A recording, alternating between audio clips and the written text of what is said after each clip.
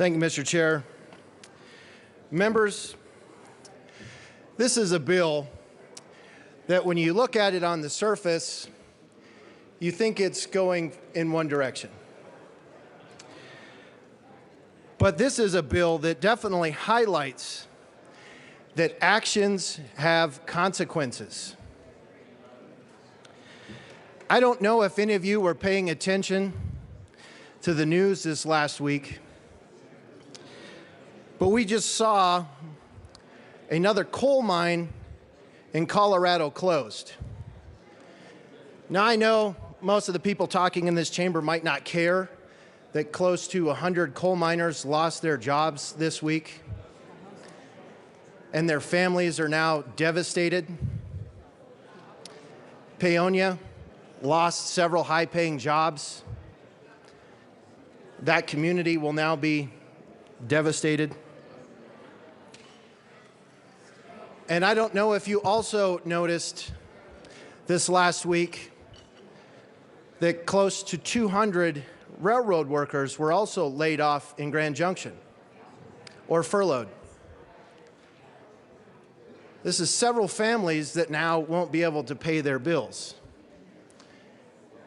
And when we talk about actions have consequences, and then I was also just informed today when I was looking at the news, one of my colleagues brought a story to me that Ezraz, the steel mill down in Pueblo, is also going to be stopping part of their production and laying people off as well. Actions have consequences. Prior legislatures here have passed policies which attack certain industries in our state. Policies in this chamber have directly attacked the coal industry. The coal industry is slowing down, and in several cases, coal mines are closing. Now, as I keep hearing some of my colleagues say, is this to the bill? Is this to the bill? Absolutely. This bill is about putting railroad workers back to work. I don't blame them for bringing this bill. I don't blame them for wanting to see several good men and women in the railroad industry working. But the reality is this is not the bill to do it. If you're angry that railroad people are being laid off, they need to be angry at the fact that policies from this chamber have shut down an industry which, oh, by the way, is one of the main industries that the railroad industry is tied to. They haul the coal. And when those coal mines close or slow down, there's less trains running. So therefore, there are less people employed in the railroad industry. So this bill highlights that actions have consequences. So when we attack an industry, not only do we put coal miners out of work, we also put railroaders out of work. We devastate communities. And now we see even in Pueblo, they make rail. But guess what? There's not as much of a need for that if there's less trains running. Now, I understand that there may be some people that feel guilty because past legislatures here have attacked industries and put people out of work, and so now they want to bring a bill to put some of those people back to work. But the reality is, I'm sorry that you feel guilty, and that's why you feel like you need to support this bill. But to go to an industry and say, yes, we've done several things here that basically have impacted your business. Yes, we have made poor choices as a legislature that have caused several of your members to lose their jobs.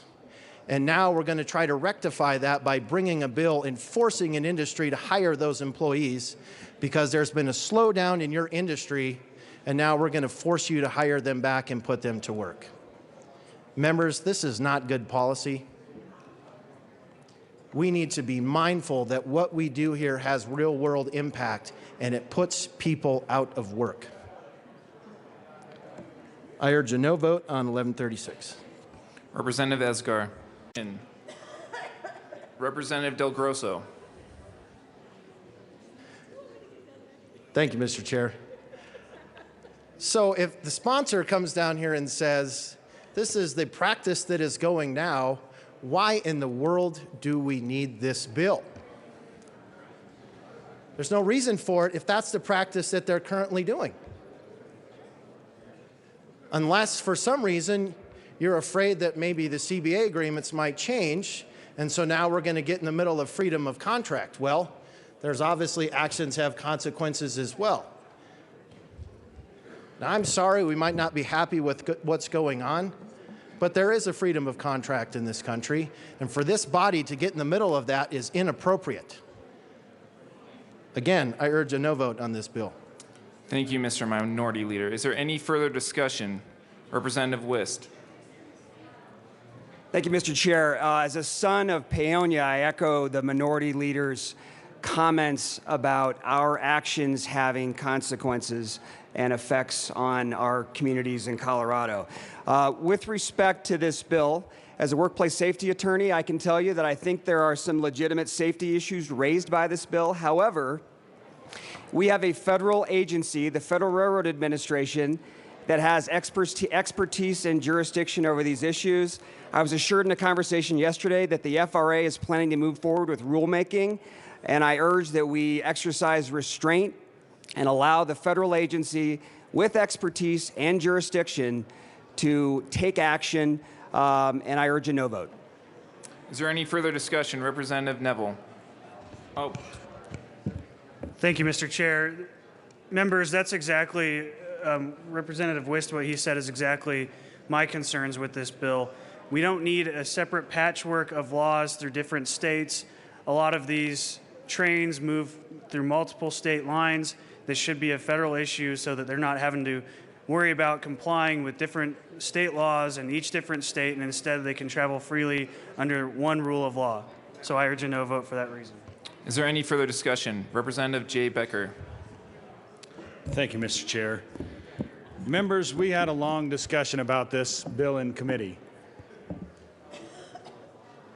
Whether or not we believe this is an employment issue or a safety issue, we heard several examples of what this may or may not help.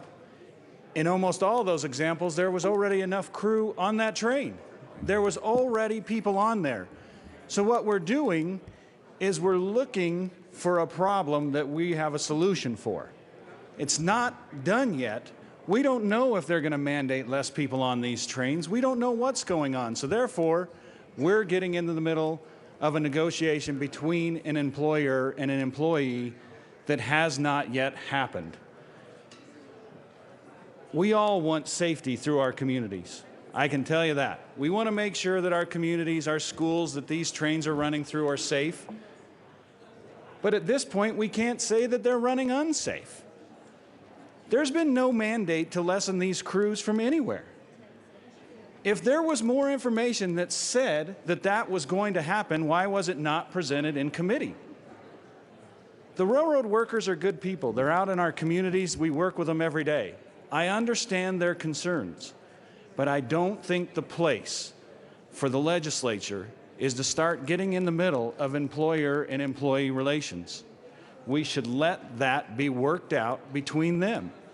If, in the case that they come back later and this maybe didn't work out, we need to look at the safety, as Representative Wist said. I think that's also being addressed at the federal level.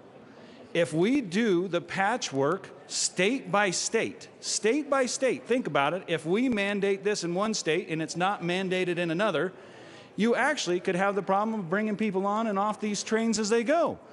This should be a nationwide thing as we go and not a patchwork as we move forward. And we also shouldn't be in the middle of these negotiations. I ask for a no vote. Representative Danielson. Thank you, Mr. Chair. And Representative Escar said that we are asking.